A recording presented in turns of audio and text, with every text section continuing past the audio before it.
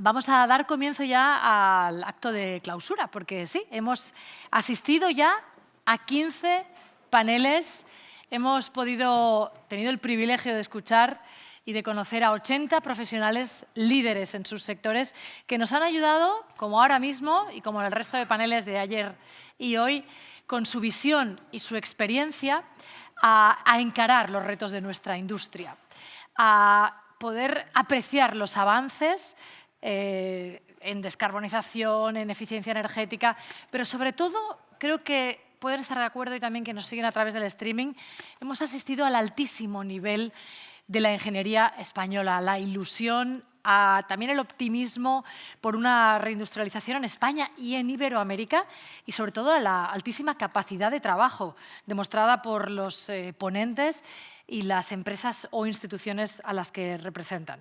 Por mi parte ha sido un placer haberles acompañado. Estoy segura de que en Civitec 2025 las conclusiones van a ser todavía más positivas y ahora sí, iniciamos este acto de clausura llamando a este escenario a don Óscar García Suárez, que es director de la Escuela Técnica Superior de Ingenieros Industriales, que ha sido nuestro anfitrión.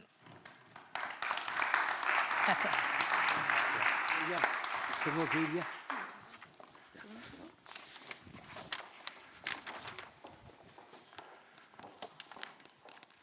Hola, ¿qué tal? ¿Qué tal? ¿Qué pasa? ¿Cómo estás? ¿Dónde me pongo? Bueno, paso ¿Dónde me digáis? ¿Aquí? Yo también paso por aquí cerca. ¿Tú me dices? ¿Aquí? Sí. Bueno, pues muchas gracias, Verónica. Y bueno, pues llegamos al final de esta sexta edición de Civitec y tengo el honor de poder presentar el último panel, las últimas personas que van a intervenir. Antes de hacerlo, unas brevísimas palabras por mi parte. Primero, creo que hay que estar muy satisfechos de cómo está saliendo, cómo ha salido, porque casi ya ha terminado esta edición de Civitec. 2 jornadas técnicas muy intensas, con decenas de ponentes y la verdad es que las charlas han sido realmente interesantes, ¿no? Hemos tratado temas, por supuesto, de industria, de energía, inteligencia artificial, como no, materias primas, industria alimentaria, descarbonización, etcétera, ¿no? La verdad es que se está haciendo, la conclusión que yo saco de lo que he oído en muchas de las charlas es que se está haciendo muchísimo esfuerzo en todos los sectores, pero queda mucho camino por recorrer, muchísimo, ¿no? Y desde luego es un momento apasionante, a la vez que algo tenso, hay que decirlo, porque también es verdad que el tiempo corre un poco en nuestra contra por lo rápido que avanza todo, por el cambio climático, etcétera, ¿no? Yo también quería destacar otra conclusión que saco y es haciendo referencia a los Objetivos de Desarrollo Sostenible, el número 17, el último que sale abajo a la derecha, es alianzas para lograr objetivos. He oído a muchos de los ponentes nombrar que hace falta que nos pongamos de acuerdo empresas, administraciones públicas, universidades, para alcanzar objetivos. Y de verdad que desde luego en esta universidad creemos en eso y tendemos la mano a todo el que quiera contar con nosotros para eso, ¿no? El mundo está cambiando rapidísimo, no hace falta decirlo. Si hiciésemos una fotografía, da igual con qué velocidad de obturación saldría movida, seguro, pero a la vez hay que tomar las decisiones con cabeza, ¿no?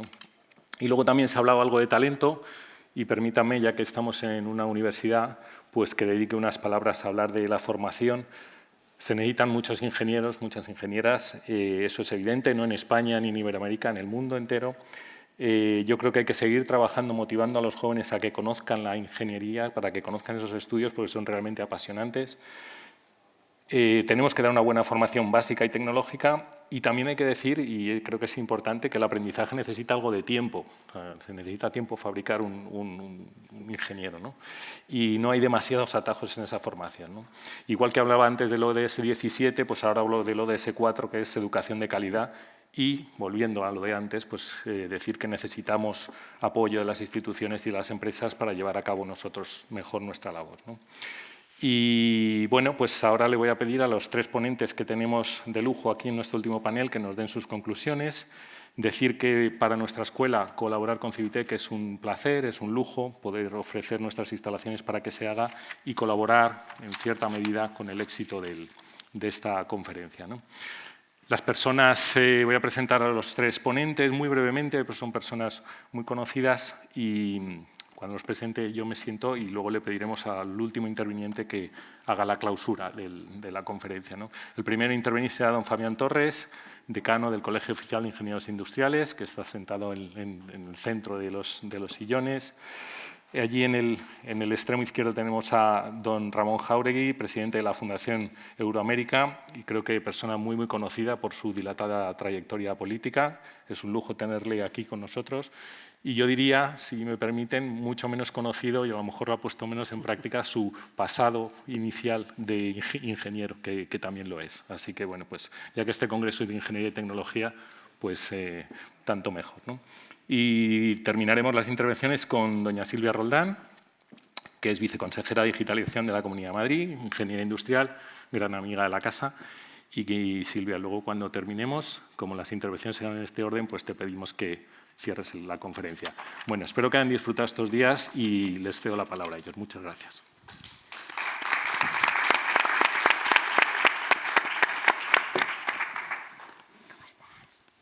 Muchas gracias, director.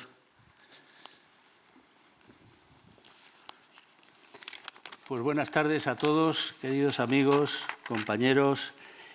Bueno, yo quería resumir un poquito lo que han sido estos 2 días, en los cuales me llevo una gran inyección de moralina y una gran ilusión por todo lo que hemos vivido y todo lo que hemos compartido en estos días. Esos takeaways que quería compartir con vosotros son esa industria que vamos buscando cada vez más eficiente, más sostenible, más resiliente y más humana al final.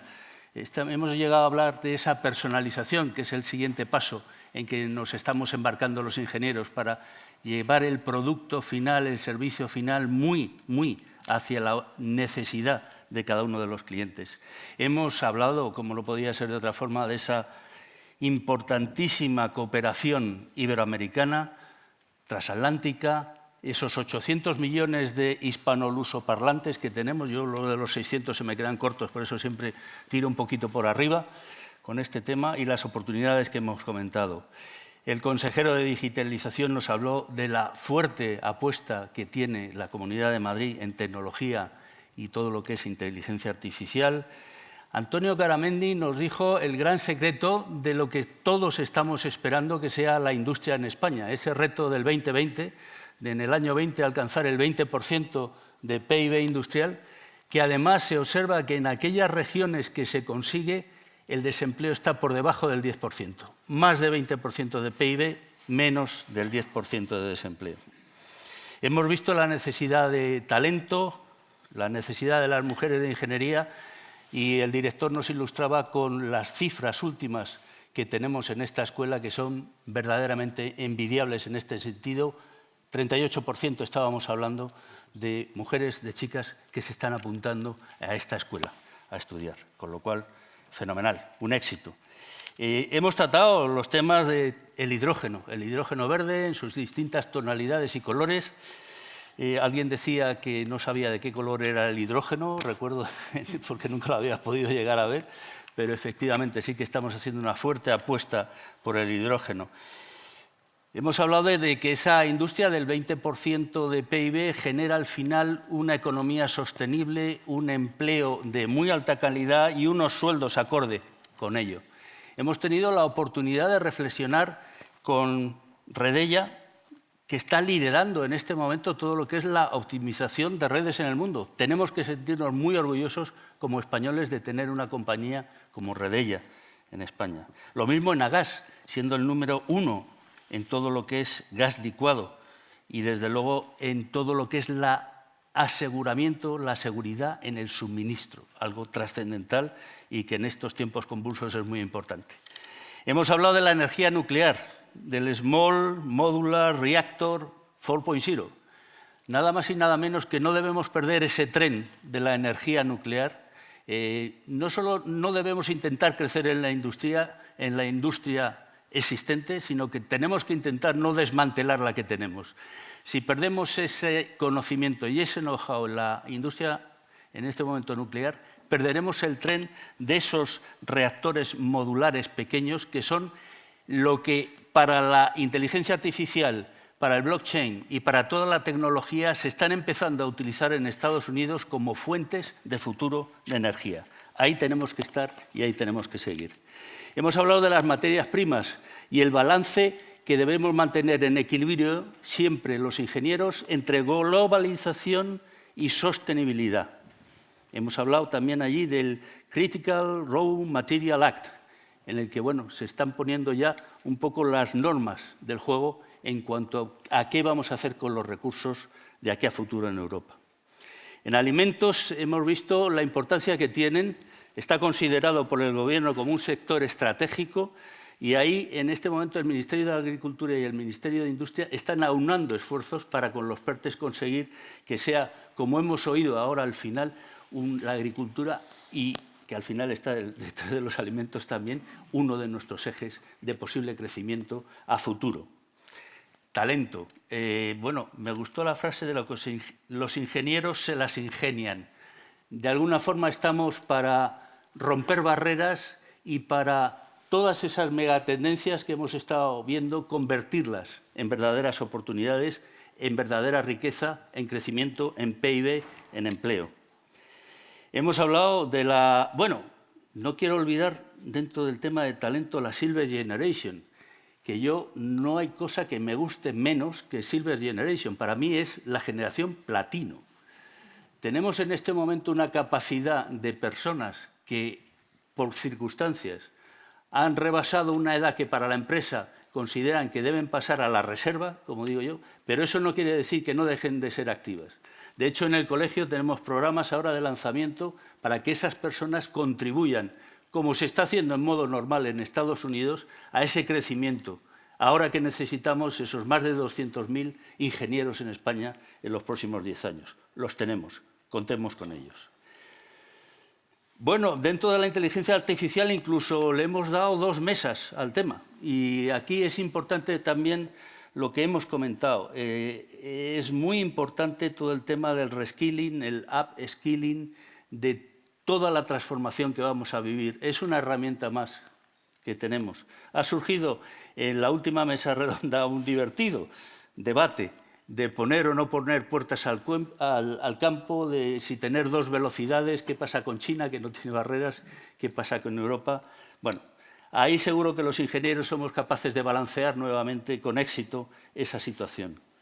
Empresas estratégicas, hemos tenido una componente importante de la industria de la defensa, que ya ha apostado por ese 2% y que al final tiene un efecto multiplicador, como hemos venido viendo en otros Civitex que hemos celebrado, de multiplicar por 3 su efecto en el resto del PIB.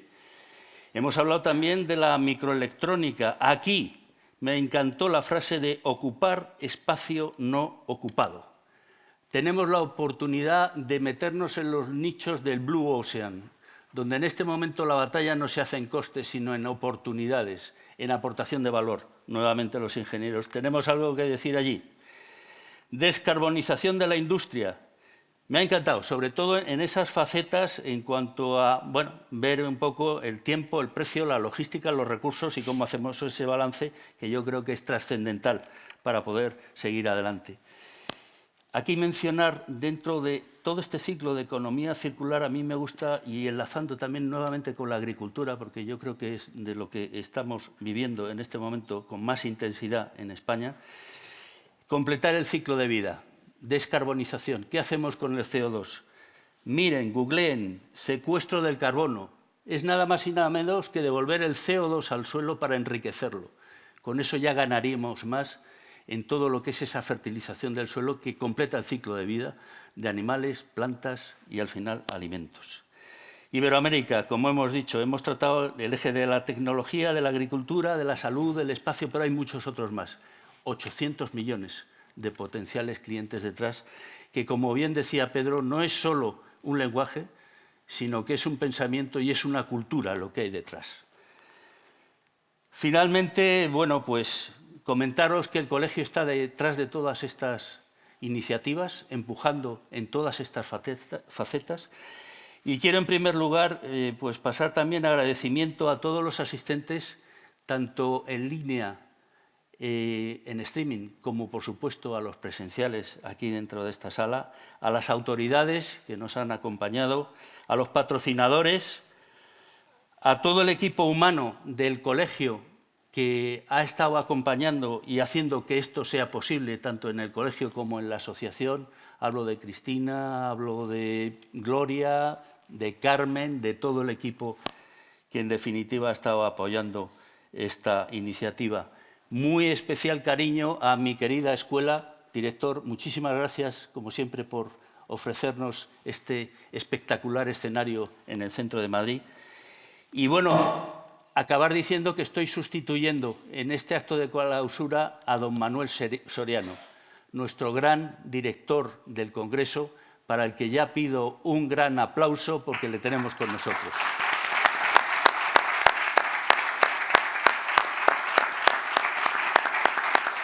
Muchas gracias a todos. Muchas gracias. Gracias, Javier.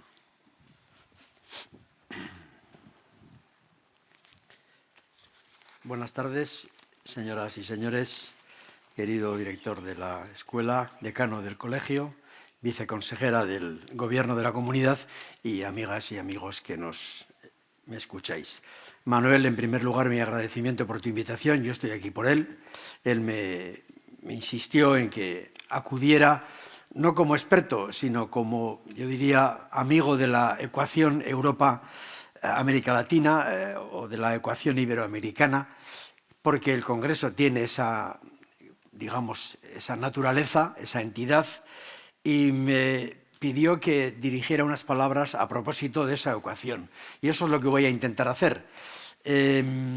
Déjenme que les diga que creo que es una ecuación totalmente inacabada, que desgraciadamente en Europa cuesta enormemente en las cancillerías y en los poderes políticos europeos que piensen en América Latina, a pesar de que de que sus países son sin duda nuestros amigos más fieles, ¿no? Y me explicaré. Digo que cuesta porque Europa está en otra cosa, ¿no?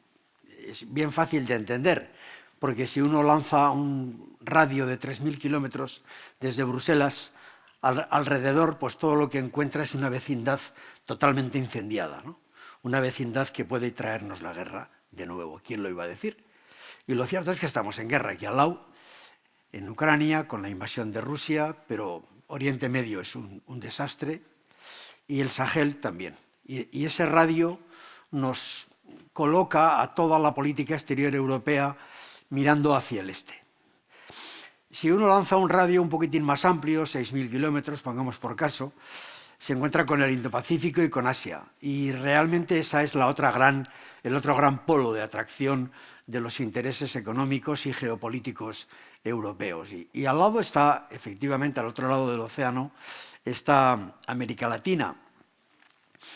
Y Europa no acaba de verla. Nosotros abrimos ese espacio, digo España, cuando entramos en la Unión Europea a finales de los 80, y ya en los primeros años 90 Europa entendió la importancia de América Latina, y lo hizo en gran parte por la presión española y también la importancia de Portugal y de Italia y de Francia, que tocaban esta misma puerta.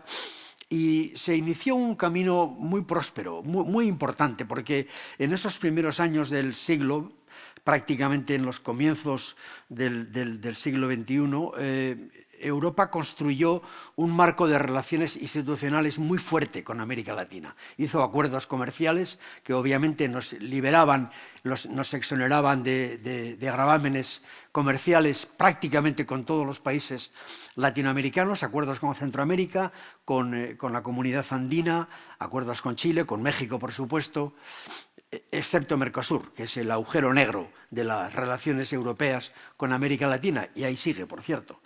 Y también hicimos una alianza estratégica entre Europa y América Latina con la creación de una especie de cumbres, las cumbres UE-CELAC, que era la Organización Regional Latinoamericana, y por supuesto hubo un volumen de inversiones brutales de Europa, especialmente españolas, en América Latina a finales del siglo XX y comienzos del XXI. Cogimos la década más próspera de la región, los 10 o 12 años en los cuales los crecimientos de los precios de las commodities provocaron en América Latina un periodo de crecimientos económicos muy altos, y contribuimos con las grandes compañías españolas, que se hicieron grandes allí, no hay que olvidarlo, a modernizar las infraestructuras tecnológicas, las telecomunicaciones, las redes eléctricas, la cultura del seguro, la bancarización de las clases medias, en fin, toda una serie de factores elementales de la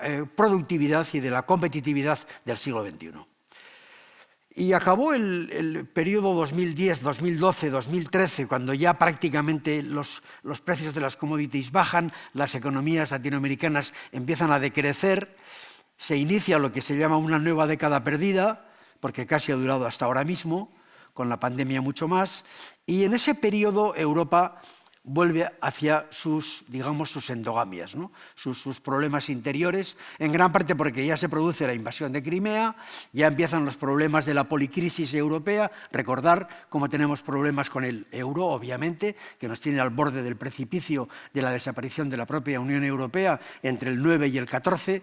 Tenemos un problema migratorio brutal, con la llegada de 5 millones de sirios que quieren venir a Europa y no les dejamos entrar, más allá de 1 millón o 1,5 millones. Tenemos la crisis del Brexit y Europa mira hacia sí misma y se olvida y hace del océano de nuevo un espacio de distancia y de olvidos. En ese periodo, como pasa siempre en política internacional, llegan los chinos. Los chinos tienen un hambre de presencia brutal, una capacidad de compra absolutamente inconmensurable, pueden comprarlo todo, tienen una capacidad comercial que ningún país puede despreciar y además tienen objetivos estratégicos para que la ruta de la seda y su presencia a través de puertos y aeropuertos les haga prácticamente insustituibles en la red comercial. Y es lo que ocurre en los últimos 10 años, entre el 2012 y el 2024, China se hace muy presente, inclusive ya no solamente comprando y vendiendo, creando grandes infraestructuras y sobre todo ahora comprando materiales críticos. De hecho, es muy fácil observar cómo la línea de presencia china, por ejemplo, con el litio en el triángulo famoso de Bolivia, Argentina y Chile, o en otros materiales, el molibdeno o el cobre o otros muchos materiales, tierras raras, etcétera, realmente los chinos prácticamente los están copando. Hasta el punto de que, por ejemplo, las baterías, como bien sabemos, les han hecho ser más competitivos que los vehículos europeos y ahí están vendiéndonos coches eléctricos antes que nadie, ¿no?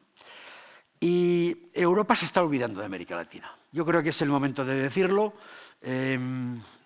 A pesar de una serie de evidencias, ya termino, que son las que todos conocemos, ¿no? Tenemos una relación social y cultural enorme, 6 millones, a veces lo olvidamos, 6 millones de europeos viven en América Latina y más de 6 millones, y serán 10 en muy poco tiempo, latinoamericanos viven en Europa. Y ojalá vengan más, ojalá. Y tenemos una coincidencia, una convergencia cultural, política, democrática, pertenecemos al mismo horizonte, más o menos. Hay tensiones políticas, hay países que quieren dirigir el sur global, que no acepta al occidente o al oeste, como se dice en inglés, de manera natural, pero en todo caso ahí hay una convergencia que tenemos que explotar. Y luego hay unas transiciones digital y ecológica para las cuales necesitamos a América Latina. Para la ecológica no me extiendo, seguro que ustedes lo han hablado mucho más. Para la digital inclusive, porque si pretendemos regular y queremos ser los europeos líderes en regulación digital, para una digitalización ética, para empoderar a los ciudadanos que son dueños de sus datos y 1000 cosas más, necesitamos la masa crítica de tener otros 500 millones en el mismo orden de aspiraciones regulatorias, para que no seamos solo 450 millones los que regulamos el ámbito digital, sino para que seamos muchos más y podamos imponer a las grandes plataformas tecnológicas americanas y al imperio digital chino un modelo que tiene que ver con el modelo de vida, ¿no? Y todo esto está en juego. Por eso creo que América Latina es tan importante, por eso me parece que estas palabras tienen que ver en un congreso como este con una necesidad imperiosa. El radio que nos abarca nuestras preocupaciones es muy corto, pero es muy, muy peligroso.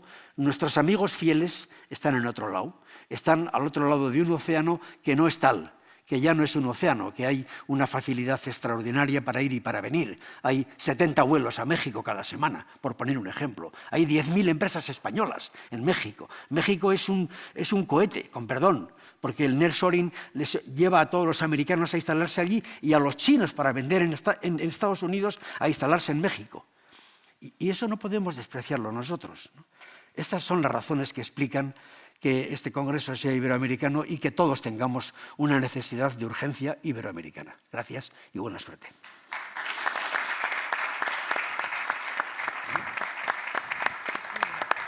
Gracias. Pues vamos para allá. Venga, fenomenal.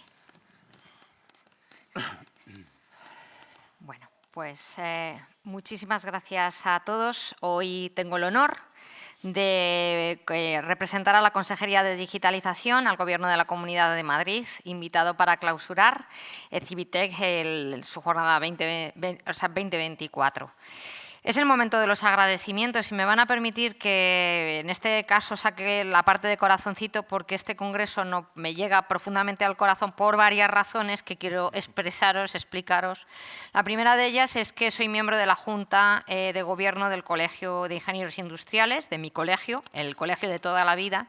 Fabián en este caso es mi jefe, con lo cual, y sé de muy buena tinta el esfuerzo tan tremendo que supone organizar un congreso como el que hemos vivido en estos 2 días. Por lo tanto, el agradecimiento al colegio, a todo el equipo del colegio, encabezado por Fabián, a todo el equipo, a Carmen, a toda la Junta de Gobierno, a los vocales, en los que reunión tras reunión os puedo asegurar que han trabajado desde hace meses para que de nuevo esto fuera un éxito. Así que un agradecimiento vaya por delante a mi colegio.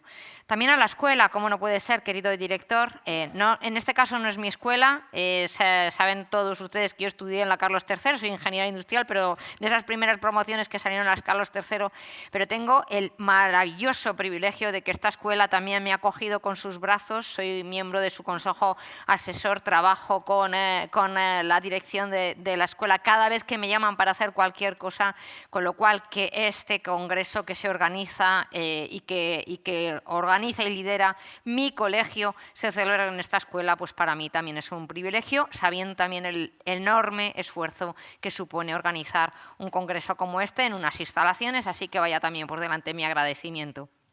Los números que nos presentaba el director no son fruto de la casualidad, son fruto de un trabajo exquisito que se está realizando. Quiero generalizar en las universidades españolas y especialmente con las ingenieras y con los ingenieros, con lo cual creo que vamos por buen camino, lo cual pues, nos alenta a seguir trabajando en esta línea. Por supuesto, agradecimiento a todos ustedes que están aquí, que han estado participando de este congreso maravilloso que une las dos partes que desde la humilde idea de un ingeniero pueden unir las dos cosas más interesantes que es ingeniería y tecnología. Yo tengo el privilegio hoy de trabajar en una consejería que junta precisamente estas dos disciplinas, la tecnología y la ingeniería, y quiero decirles que desde la Comunidad de Madrid creo que ya nuestro consejero en la inauguración se lo explicaba, estamos apostando fuertemente por convertir a la Comunidad de Madrid en referente en todo el proceso de transformación digital que estamos viviendo. Eso significa que no solamente queremos acompañar a los ciudadanos, porque somos gobierno y nuestra obligación es llegar a todos, sino también ocuparnos de pymes, de startups y ocuparnos, por supuesto, de traer inversiones y de generar talento.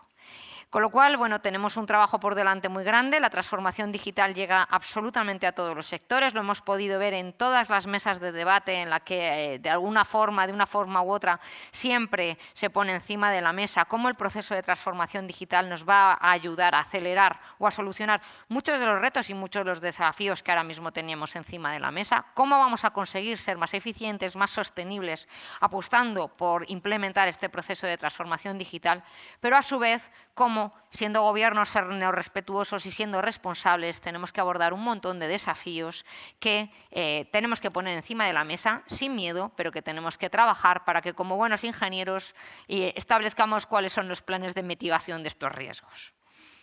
Con todo ello quiero decir que la Comunidad de Madrid, esto es algo que nos han oído decir, es una comunidad abierta para todos. La relación que tenemos con Iberoamérica es excepcional. Para nosotros son nuestros amigos, son nuestros compañeros de viaje por un idioma común y porque hay muchos retos que tenemos que afrontar juntos, como bien indicaba Ramón. Así que yo simplemente quiero cerrar el Congreso diciéndoles apostemos por la siguiente edición, invitarles desde lo más profundo de verdad de mi corazón a que sean parte de Civitec 25. Creo que es fundamental tener estos debates vitales y transformadores en las que todas las verticales del sector nos vemos representadas y bueno, y veremos dentro del debate de dónde se termina celebrando, pero desde luego cuenten de nuevo con la Consejería de Digitalización para estar aquí acompañándoles y por tanto doy por clausurada Civitec 24. Muchas gracias.